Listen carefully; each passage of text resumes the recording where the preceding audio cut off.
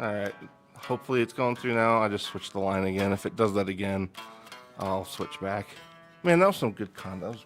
That was primo content. I'm just kidding. It was primo content. All right, rewind. All right, so apparently we had tech goblins we did not know we had until we got back in. Thanks for the heads up, though. Yes, thank you very much. Yeah. There we go. Yeah. Hopefully it's going through now. I just switched the line again. If it does that again. Oh, there we go. There's me. All right. Yeah, thanks you. Yeah, thanks, Driddle. We had some of the most insightful.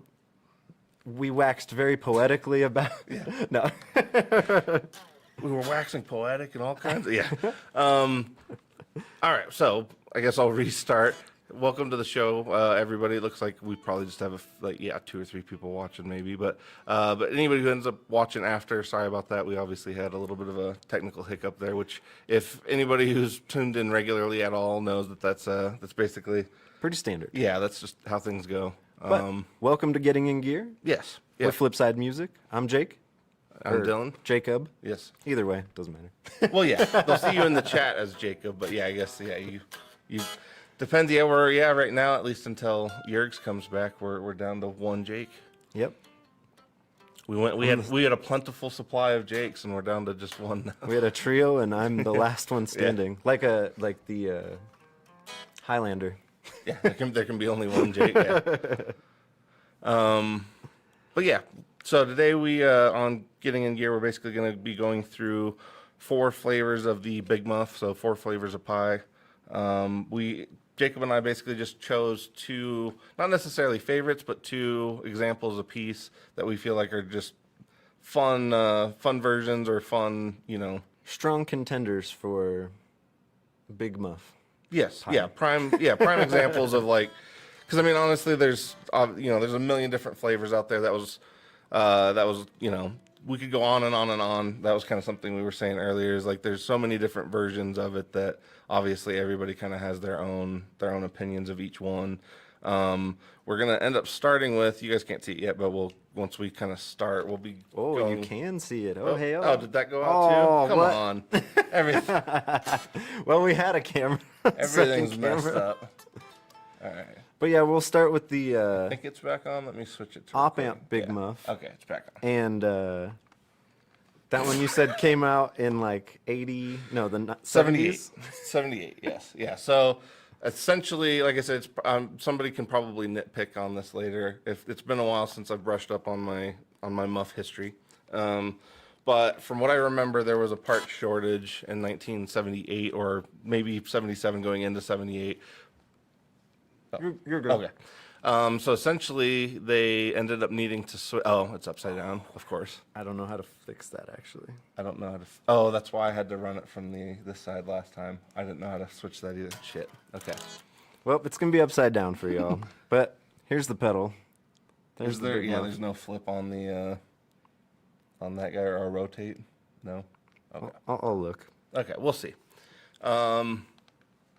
Hey, it's a Big Muff, 3 knobs. How bad can it be? People can still see what's going on. Usually there's a volume, a sustain, and a tone. Yeah. And on this one, you can flip the tone stack in or out. Yes, which actually results in a pretty, for anybody who hasn't tried the op amp, or even honestly the old tone wicker, that was another one where you could bypass the tone stack and you get a massive volume jump just because you're not clipping it quite as hard. So, but yeah, so back to the origins of the op amp. From what I recollect, there was a part shortage in 78, leading to them transitioning from making the 4 transistor model to doing essentially the op amps started serving as the main drive section rather than transistors. So when they ended up making that switch, I don't remember that they really. Obviously, I wasn't around then, so I can't necessarily remember. But I don't remember if there was a distinction made by Electro at the time. I think it was literally one of those things where, they ran out of parts, they scrambled to fix it, get what they had, they reworked it, kind of put it out. And so a lot of people at the time that got them, like Billy Corgan, didn't necessarily know that was the the version that they had. So like if that was their first experience with a big muff, that was all they knew. So that was to me, I've always found that interesting about the op amp, that like there's a lot of guys that like that's in their head or in It just kind of slipped in there. yeah, in their experience, that's what a big muff is. And it's like to me it's kind of, it's like the big muff cousin. It's not necessarily like firmly in the regular muff family, But if you're really going for that Billy Corgan tone, oh yeah, no, it nails that. And the reissue, honestly, is really good, really good at doing that exact thing. So, and I'm pretty that's why it's orange, right? It's a nod oh yeah, to 100%. a pumpkin pie. Yeah, 100%. So, oh, pumpkin pie, delicious. We're almost in pumpkin pie season. yeah, actually, that sounds pretty good. So yeah, we'll start with the op amp, and we'll go from there. Yeah, and here's our clean tone. So I'm using today a Paul Reed Smith SECE24 satin model, running into a Rev G20, which is for sale. We've got that beautiful amp. It's Yes. in white Bronco. Yes, and we're currently running it clean, although it is a hell of a distortion monster if you need it to be. So. Yeah, and then what are you playing over there? Right now, I'm playing a Fender Parts Caster. Basically, it's my personal guitar, but yeah, it's essentially I've got two humbuckers kind of there, and then a single in the middle. So if anybody's curious why it kind of sounds beefier than a normal Strat, that's why. And you're tuned to. I'm tuned to C. Sorry, I should mention that. I ended up choosing it. It's my personal guitar, but I don't know. It's what I'm comfortable with muffs. This so. is my personal guitar, Yeah, but I yeah. did buy it here. Yeah. I did too in a roundabout way. Yes. But you can get both of these models, not the full Parts Caster version, but you can get a Fender Strat. Yeah, and you can actually still get the parts that. What's odd about mine, for anybody who I guess cares, the parts for this are something that they never really ended up using on a specific model. So like the roasted neck that they ended up, it's basically one of the Ventera necks, but it's a roasted maple version, and they never really ended up using it on any specific models. So it's a really cool neck that looks really cool if you ever want like the roasted version of a Fender. So anyway, yeah, I'll let Jacob take it because he went ahead and learned some Smashing Pumpkins just for this. So Yeah, we'll see how good that goes. we'll get some smashed pumpkins.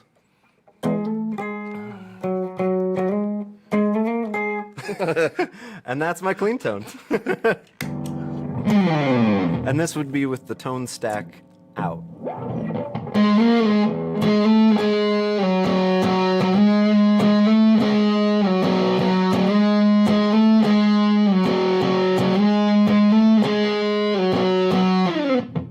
That sound all right? Yeah. Yeah. It does. I mean, it straight ahead does that sound.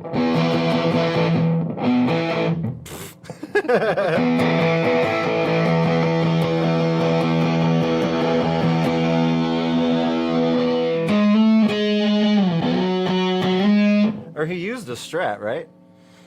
Oh, originally, I don't know what. Like, I guess I'm not super familiar with the first because was that on Siamese Dream? Yes. Yeah, I don't know I'm not Er. as familiar with his gear at that point in time. I think he was Strat thing. So, was it This like a also a parts kind of thing, or was it just a straight ahead Strat? If anybody's in the comments and you want to see what he had at the time, let us know. That would be very helpful.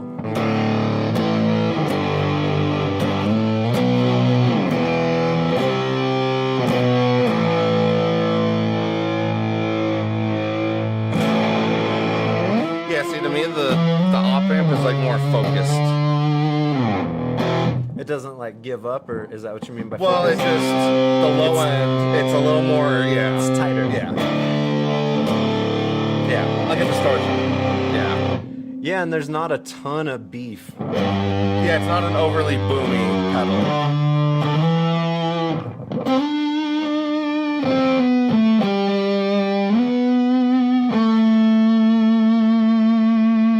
The sustain. Yeah. Don't even look at it. And doing the tone bypass on this is sort of similar to, so like anybody who's played one of the little muffs from 1978, which those are awesome, by the way, if you haven't played one, but there was an op amp version of the little muff as well. So it's kind of, when you bypass the tone stack on this, it gets reasonably close to that pedal as well.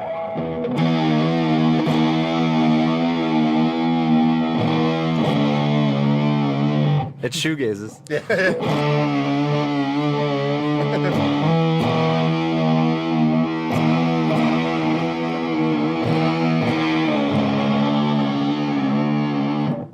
does all right even without any reverb.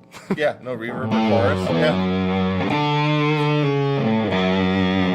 And then let's hear it with that drop C or C standard. Yeah, it's got a little more heft. Beefy.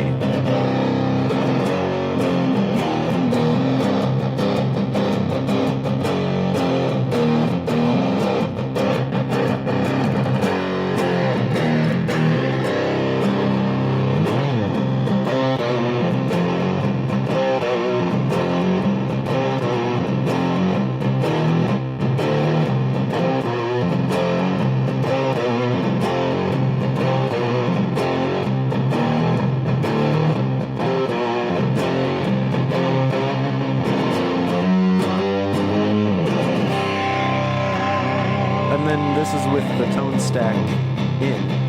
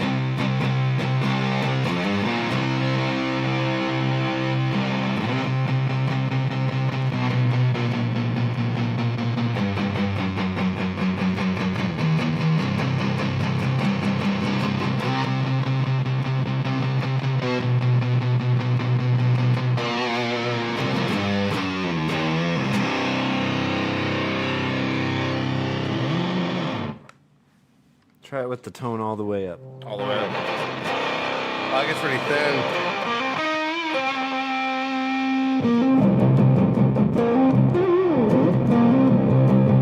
And this will be an interesting thing between the different models, hearing how everybody tackles the Yeah. tone stack.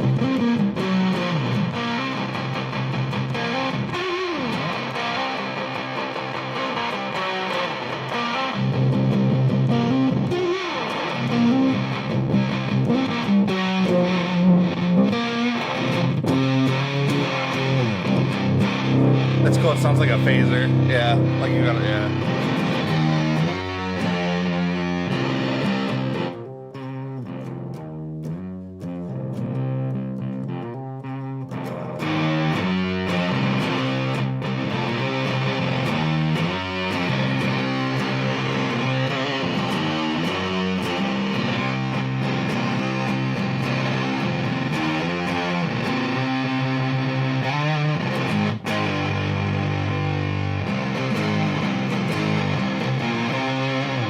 Yeah. Yeah, that's nice. Yeah. Classic. Yes.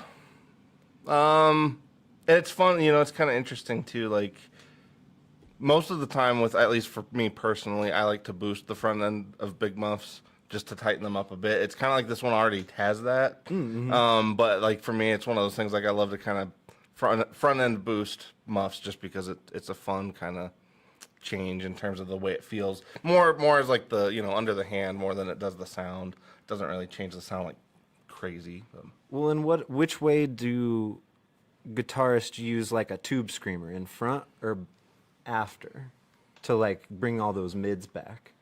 Usually when you want, well, it kind of depends I because guess like, after. well, yeah, you can either do it that way. Yeah, I was gonna say the way I tend to do it though is kind of like feeding it more mids to begin with, if that makes sense. So like most of the time I like to boost the front end of big muffs with more mids focused pedals. That way the pedal itself kind of has a more inherent mid range to begin with. Granted though, most of the muff style, well, the Demogorgon's the one I use. That one has its own mids control, so I don't feel like it's as big of a concern for me when it comes to that anymore, but. I think that chord's just a little sensitive there. But yeah, that's usually what I do. For me too, I don't know. Again, if you know, it's all personal taste. But I generally like to run transistor based overdrives into big muffs because like you already kind of automatically get the flavor. Yeah. And by the way, for anybody tuning in just now, or if you've been along, we had a little issue at the beginning and the camera's upside down, so and we can't currently fix it without resetting some stuff. So I was like, can we? thankfully we're only using 3-knob pedals, so you guys can kind of use the mind's eye to flip them over. Yes. Are we shifting? We're shifting about. Just trying to get the pedal more in the center, but Oh. yeah. So we're gonna move on to the Caprid or Yeah. Caprid. Yes. Yeah. Apparently the internet doesn't know if it's Caprid or Caprid. We don't know. I'm going to assume nobody knows as far as I can tell. And both may be correct. Yeah. Caprid. So this is from Ren and Cuff. Yes. A Caprid is a goat, I Yes. learned. Yes. We can all learn together. Hence the little ram. I guess I personally, and you said they were kind of going for a pretty wide swath of the Big Muff lineage with this one. I thought, given the fact that there's a ram on there, I guess I thought specifically it was referencing a ram's head, but I would also assume it was a ram's head, oh, and the red font. but on their copy on their website said it's kind Yeah. of a best of all worlds. Oh, well, to me though, that's where I would actually say if you're gonna choose, if you haven't had a Big Muff before, getting one of the ram's heads or one of the ram's head style ones is, I think, a better way to go than getting like when you asked about the NYC earlier. I don't remember if that was before or was after the before. reset. So yeah, we were talking about the NYC. That one is basically like the really big. I think that's the version 7, as far as I remember. That's like the big footprint model. That's also what's in like the little Big Muff and the nano Big Muff. I personally don't really jive with that version. I know some people really love it. I think you have to have an extraordinarily bright amp in order to get along with that pedal because it's a very dark version of the Big Muff. Big Muffs in general are dark, but that one's like really dark. So I think personally, for a band context, either the Tri-Muff or the Ram's Head is the way to go, just because you get a more mid-range or character right from the get-go. You're not having to, like we were talking about earlier, you don't have to boost it all the time. Yeah, it definitely depends on the style of music you're Oh playing. yeah, for sure. Yeah. Because some people But I want would the totally woolly, agree. yeah. Yeah, but like the Green Russian is a perfect Big Muff for like doom or stoner. But And for like blues, too. I But like think a that, yeah. grunge band, I don't know, it kind of gets lost. It's too mid scooped. Yeah. Well, and what's interesting to me is like certain Personal experience. yeah. Well, and I was gonna say that's the funny thing of like you add more mids to a Green Russian, and then it literally does become the perfect muff because like that's all it kind of needs on its own is just like a little bit of push in that range. So that's one of those ones that like, just like I think adding a mids control to that circuit is the best thing. So And I think this brings up a good point that sometimes when you play a pedal by itself, it sounds amazing, but in a band context, it may not be the right tool for the job. yes, with a fair amount kind of hinging on the amp as well, but that's a whole because like to me playing with a muff is like you kind of have to balance or find the right balance of how bright your amp is, how dark the pedal is, how bright your pickups are, or how, it's all kind of a balancing act to get the sound. All right, so yeah, we'll go with this guy. The Caprid. Caprid. Caprid. Caprid. Yes. Oh, capping the Caprid. Oh, sorry, was it me still? Sorry. I don't know what's going on. Oh.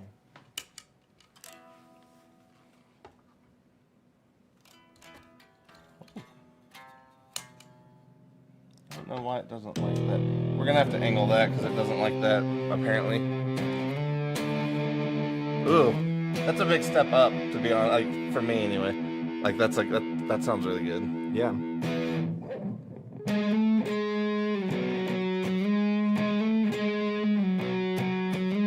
Let's give it some more juice. Get a look at the juice.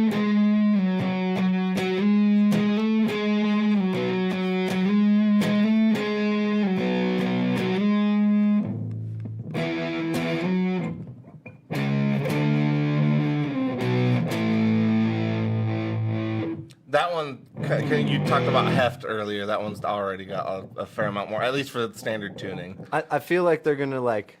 Each one's gonna get heavier and heavier. Yeah. Yeah.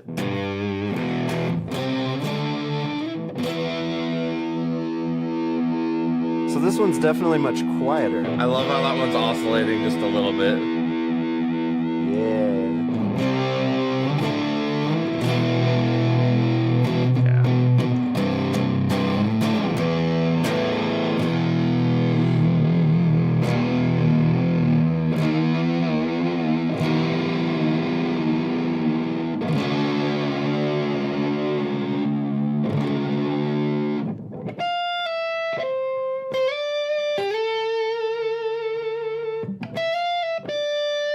It'd be pretty superb with like a little dash of delay. Yeah, that sounds great.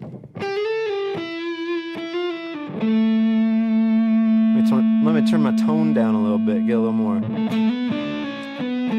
a little more velvety.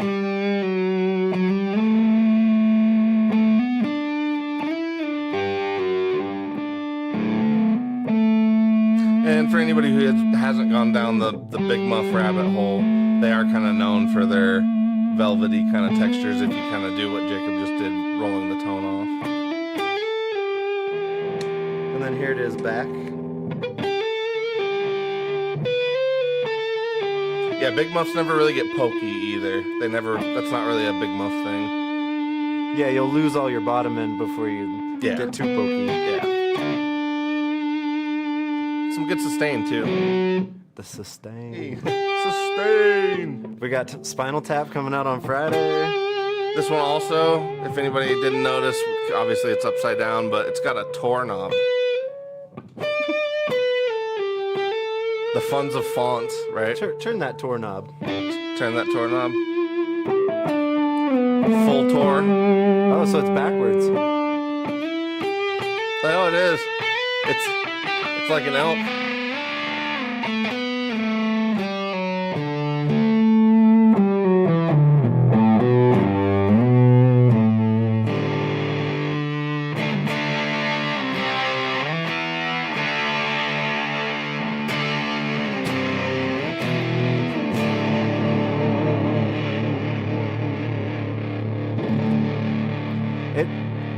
It does kind of the same thing as the op amp, but it's different. The tone stack. Well, I have to say as a listener, this sounds more complete, if that makes sense, frequency-wise. Yep. Yeah. All right, how about C standard? All right.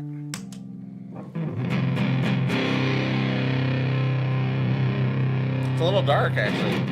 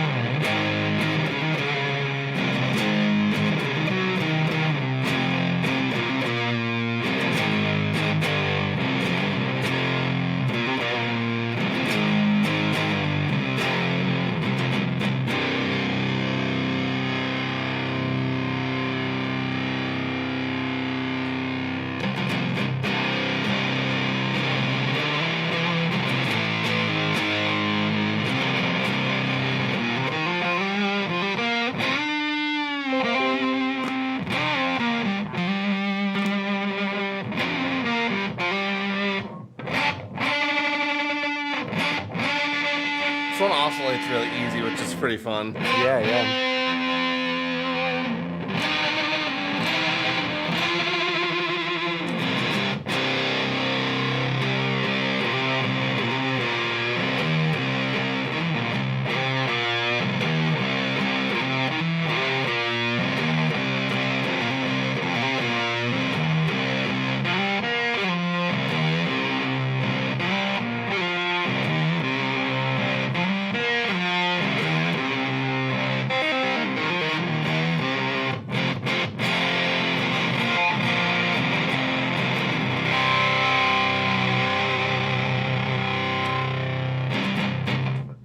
Yeah. Yeah, that sounds great.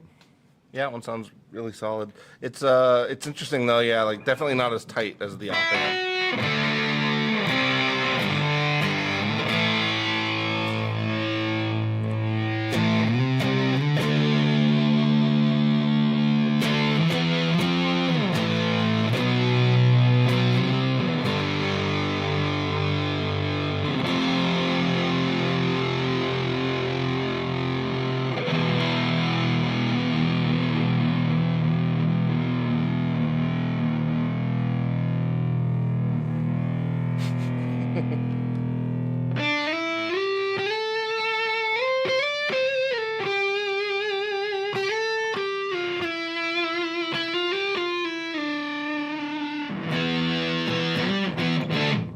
Yeah. All right. That's a big muff, right? Seven Nation Army. You know, it's him. I don't know. Probably, but I never really looked up that on that one. I think he was like Yeah. big muff, yeah. That's big muff with an octave. Yeah. Like the NYC. Yeah.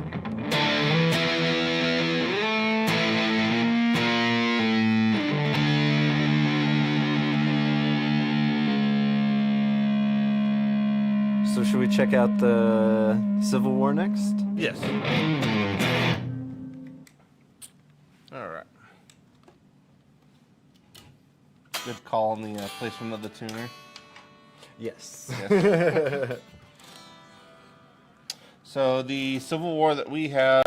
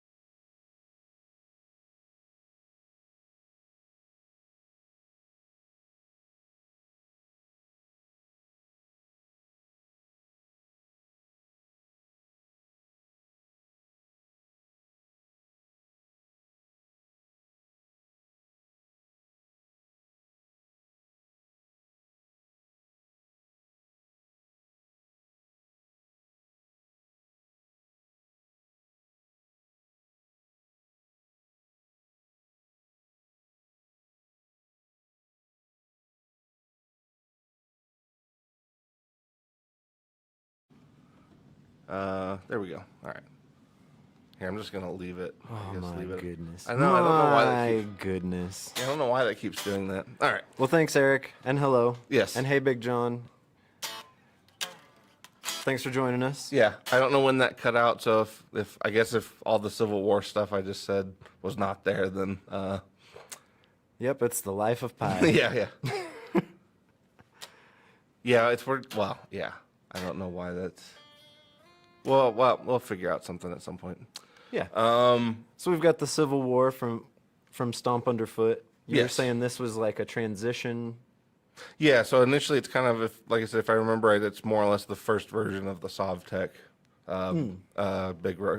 Basically all because there's the Green Russian, the Black Russian, there's a few other kind of oddball ones that were released in that same time period, but the Civil War, I believe, was the first one before they. He's saying low volume now, but I'll turn it up a little bit. okay. But yeah, essentially the Civil War was the first kind of take on, or at least was the first production. It's kind of, like I said, known to be a little bit less gained than the Green Russian. All right, cool. Yeah, if you want to start. Definitely louder.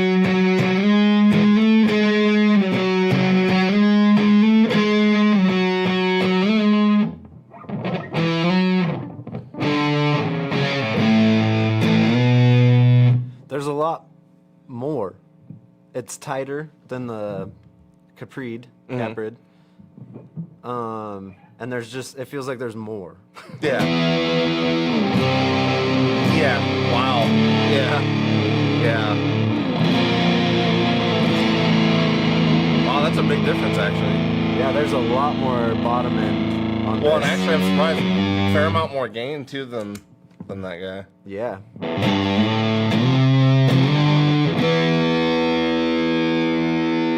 Switch over to the camera there.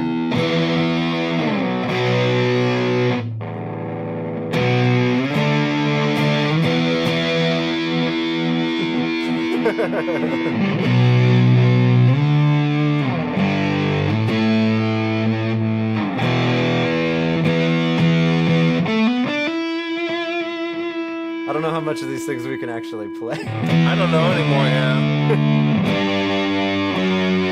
Because are we considered education?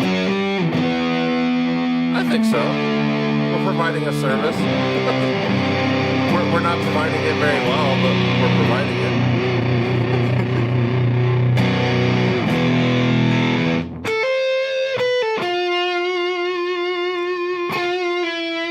So it brings up a good point that if you have a chance to run a big muff through a 412, just do it. He didn't actually say that, but that's what he meant. So far, this is my favorite.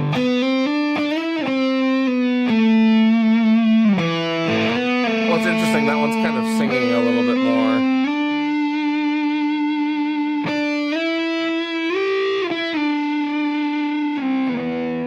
Turn that tone down on the guitar a little bit. And for anybody joining us too, obviously our camera's upside down, so just putting that out again, just to make sure we're aware of it.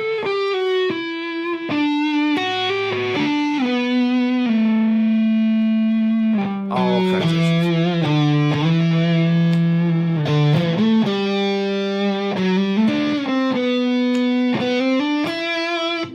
Going from split mode to dual it like did nothing.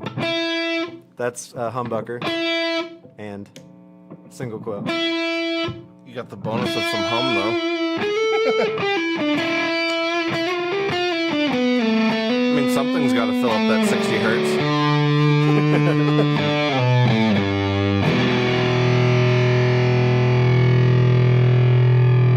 I'll just do it again. The sustain. The sustain.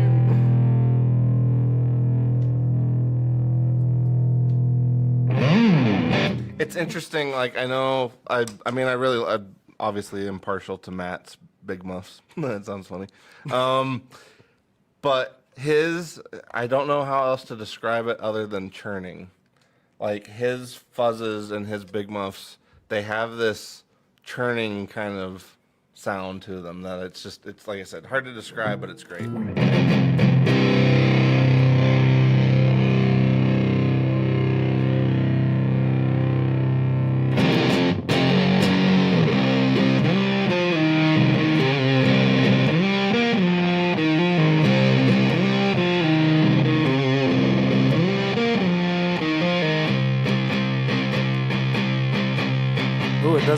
lose anything turning up the treble.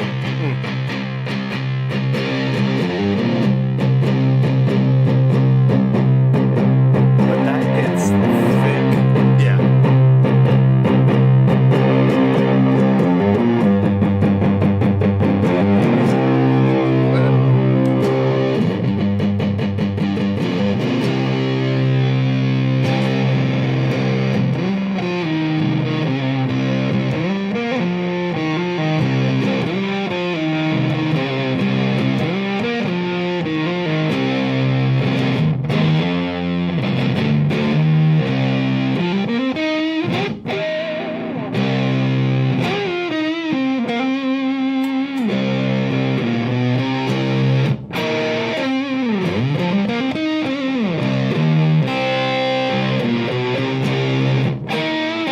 Yeah, very much in that sleep vein. Orchias, yeah. Yeah.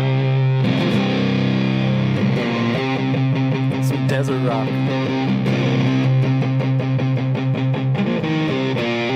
Yeah. Yeah, no, it definitely does that.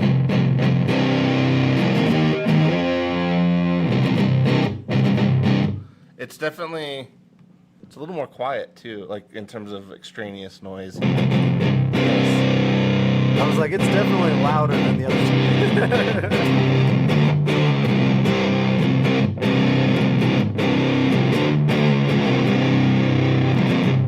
Yeah, no, it's definitely, it's a heavy boy. Oh, yeah. Let me see.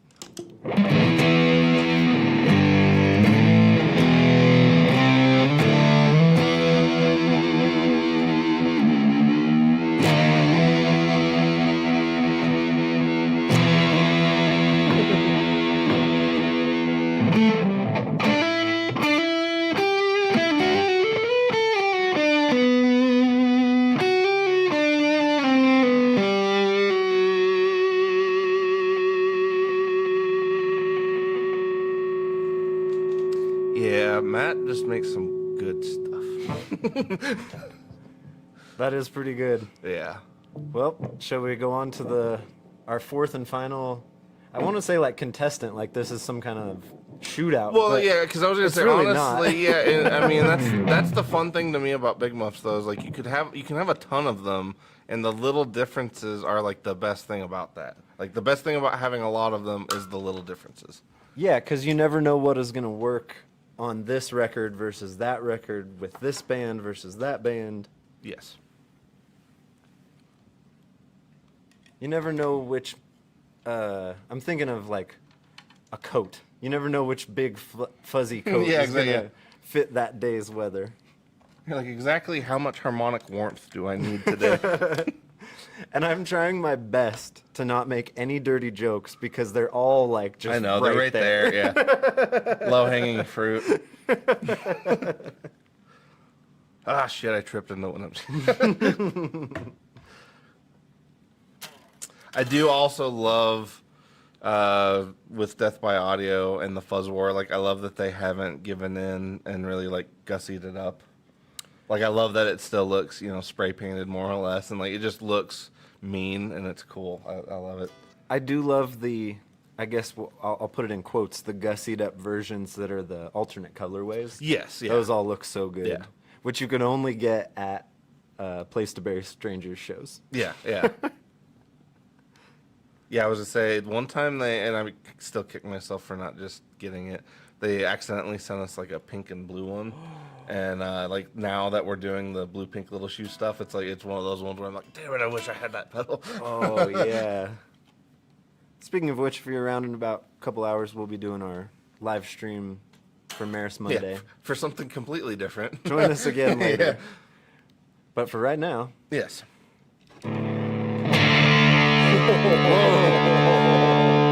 And the volume's turned way down, Yeah, isn't it? It is. It's barely above 9. Whoa. Here, there we go. Okay.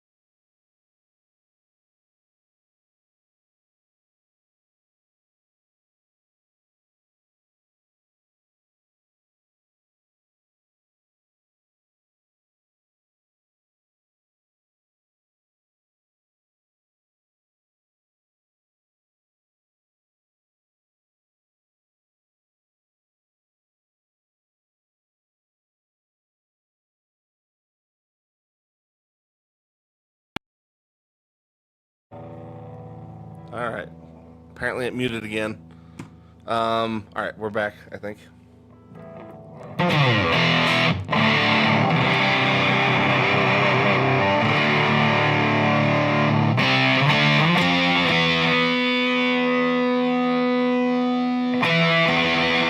And so I guess the tone stack on this is more like it does a bunch of stuff at once. Oh, it's sweeping a few different things. Okay. Yeah, I let's guess see. I'll move. Yeah.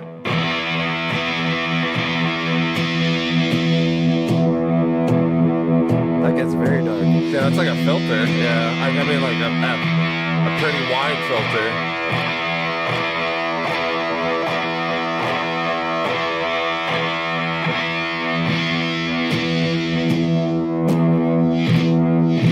I wonder if that's what they put in the crossover fuzz that's photo modulator Yeah.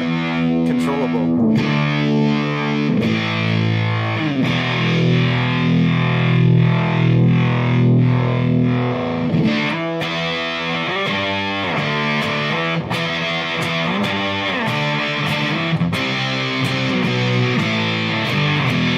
There we go.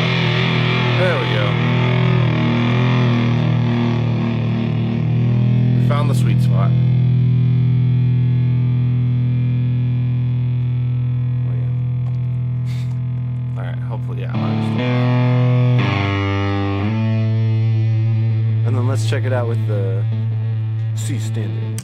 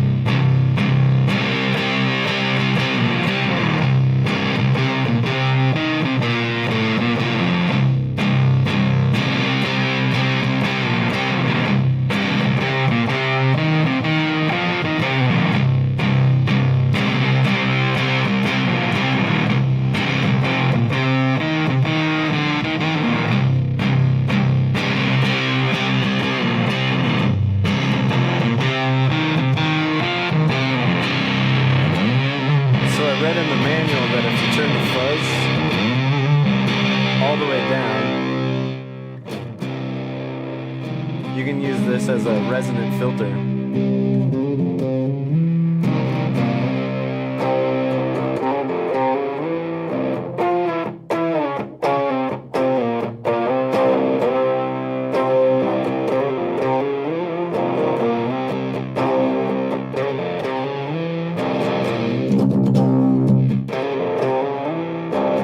I really like that tone.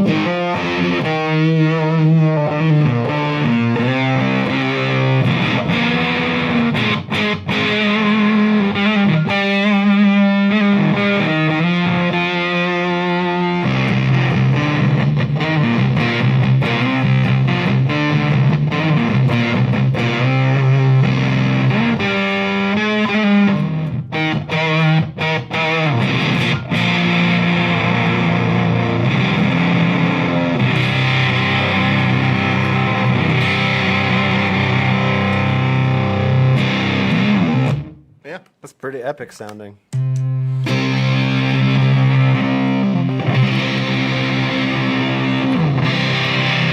Yeah.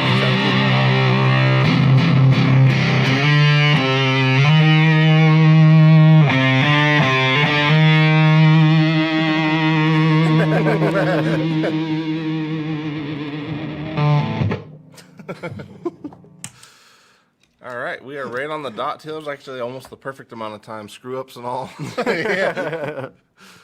Well, thanks for joining us, everybody. This was our look at different flavors of pie. Pie is delicious. It's pumpkin pie season. We've got the Electro Harmonix, Big Muff Pie. Oh, did it switch back?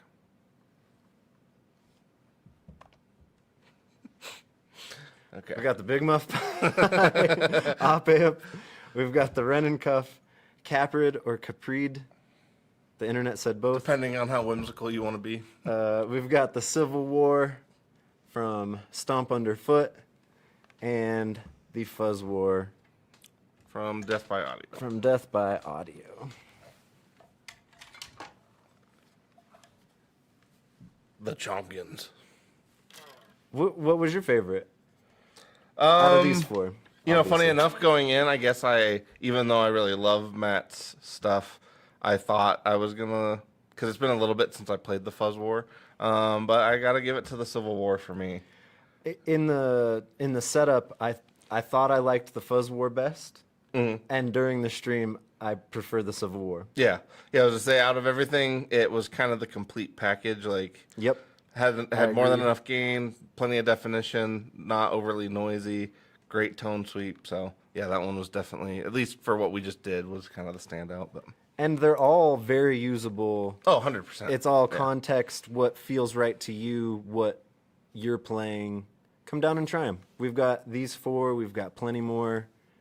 Yeah, you could play Fuzz for days here if you wanted. So Fuzz for days. So we'll see you in shop or online. yeah, and if any of you want to tune in Couple about a hours. couple hours, we'll be doing another Maris Monday. Excuse me. Yeah. And thanks for joining us, and we'll catch you. On the flip side. Oh, okay, cool. I was like, did we get muted again?